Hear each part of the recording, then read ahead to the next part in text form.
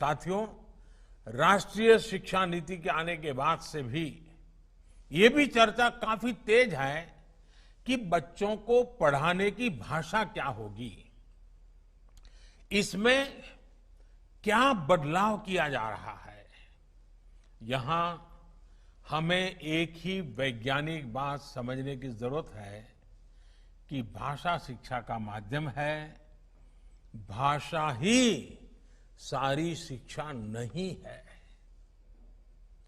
किताबी पढ़ाई में फंसे फंसे कुछ लोग ये फर्क ही भूल जाते हैं और इसलिए जिस भी भाषा में बच्चा आसानी से सीख सके, चीजें लर्न कर सके, वही भाषा पढ़ाई की भाषा होनी चाहिए।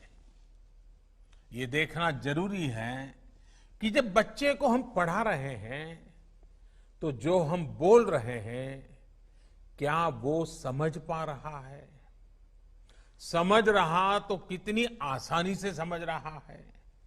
कहीं ऐसा तो नहीं है कि विषय से ज्यादा बच्चे की ऊर्जा भाषा को समझने में ही खप रही है। इन्हीं सब बातों को समझते हुए ज्यादातर देशों में भी आरंभिक शिक्षा मातृभाषा में ही दी जाती है।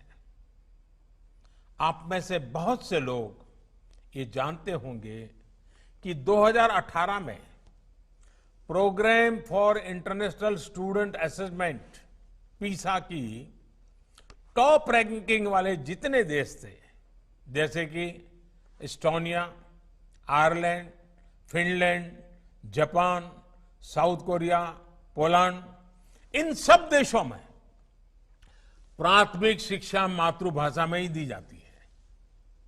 ये बात स्वाभाविक है कि जिस भाषा को सुनते हुए बच्चे पलते हैं, जो भाषा घर की भाषा होती है, उसी में बच्चों की सीखने की गति बेहतर होती है।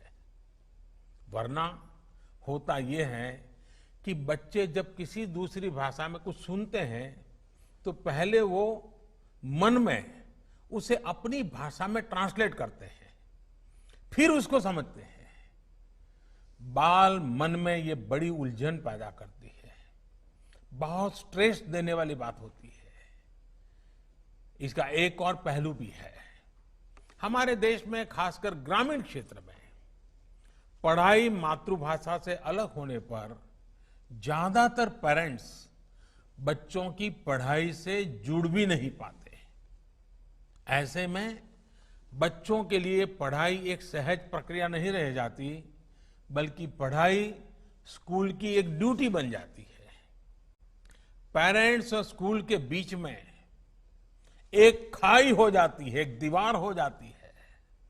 इसलिए जहां तक संभव हो, कम से कम ग्रेड 5 कक्षा 5 तक शिक्षा का माध्यम मातृभाषा, स्थानीय भाषा रखने की बात राष्ट्रीय शिक्षा नीति में कही गई है।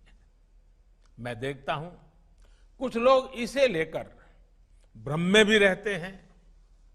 राष्ट्रीय शिक्षा नीति में मातृभाषा के अलावा कोई अन्य भाषा सीखने सिखाने पर कोई प्रतिबंध नहीं है, कोई रोक नहीं लगाई गई है।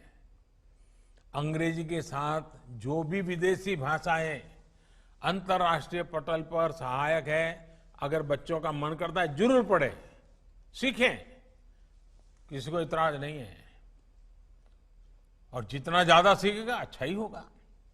लेकिन साथ साथ सभी भारतीय भाषाओं को भी प्रमोट किया जाएगा ताकि हमारे युवा देश के अलग अलग राज्यों की भाषा, वहां की संस्कृति से परिचित हो सके, हर क्षेत्र का एक दूसरे से रिश्ता मजबूत हो।